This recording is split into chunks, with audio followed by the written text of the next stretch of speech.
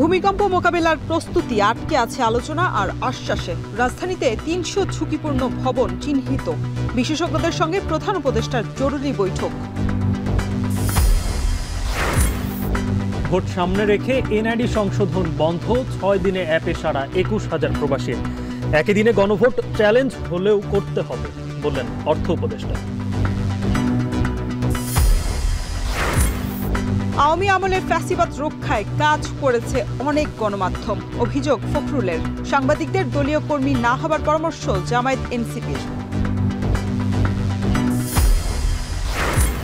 ৫ আগস্টের পরে দেশে গুমের ঘটনা নেই জানালেন অ্যাটর্নি জেনারেল। রাতারাতি সংস্কার করে রাষ্ট্র কাঠামো দুর্বল করা যাবে না বলেন আইন উপদেষ্টা।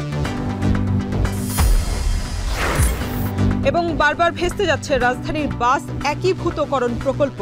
বিনিয়োগে নেই আগ্রহ, রাজনৈতিক প্রভাব এবং বাস মালিকদের অসহযোগিতাই কারণ।